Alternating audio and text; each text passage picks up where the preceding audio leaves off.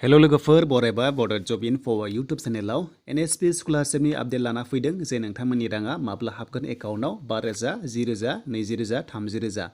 दा लोगोफोर गोबाव खालामा जों थांसै अफिसियेल हम पेजआव बेनिफ्राय लेटेस्ट आपडेट फैदों दा बे लेटेस्ट आपडेटआ मा जों फैबाय अफिसियेल हम पेजआव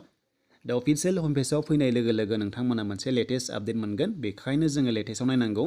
दा गोबां नेगासिनो दङ जे राङा माब्ला हाबगोन होननानै दा बेनिनो आं नोंथांमोननो मोननैसो प्रुफ लाना फैदों जे मानो थाखाय राङा हाबथ'वाखै आरो मा जागासिनो दङ नोंथांमोना भिडिअ नायलांबाय था अब्लानो गासैबो डिटेल्सखौ नोंथांमोना मोननो हागोन दा बिदिब्ला जों नायनि फै मा फैदों आपडेटआ दा बे लेटेस्ट आपडेट्स नोंथांमोना बेयाव नुनो मोनदों स्क्रिनाव खारबाय थानाय बेयाव माखासे लास्ट डेट एक्सटेनसन खालामबाय बिनिखायनो एसे टाइम लासिगोन नोंथांमोननि राङा एकाउन्टआव हाबनो दा मानि थाखाय नोंथांमोना बेयाव नायनै बेयाव माखासे लास्ट डेट एक्सटेन्ड खालामदों बेनो जाबाय डिस्ट्रिक्ट भेरिफिकेसन एबा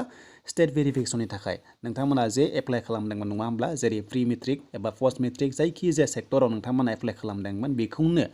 लास्ट डेटखौ बारायना होबाय मानोना माखासे भेरिफिकेसन खालामगासिनो दङ डिस्ट्रिक्ट लेभेलाव एबा स्टेट लेभेलाव बेखायनो एसे टाइम लासिगोन दा गासैबो डिस्ट्रिक्ट भेरिफिकेसन एबा स्टेट भेरिफिकेसनावहाय जेब्लानोखि गासैबो अके जागोन अब्लासो नोंथांमोननि एकाउन्टआव रां हाबनाय जायो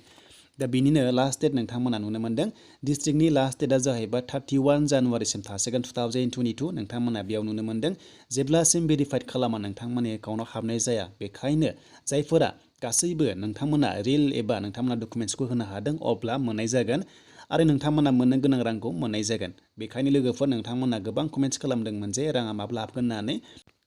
दा बेनो आरो लोगोफोर जे दायो भेरिफिकेसन सोलिगासिनो दङ बेखौनो लास्ट डेटखौ बारायना होबाय जे नोंथांमोननि भेरिफिकेसना जागासिनो दङ आरो भेरिफिकेसनाव गासैबो एप्रुभ जानाय लोगो लोगोनो नोंथांमोननि एकाउन्टआव राङा हाबगोन जायफ्रा मोननो गोनां जेरै हमना ला 10,000, 20,000, 30,000 नोंथांमोना मोनगोन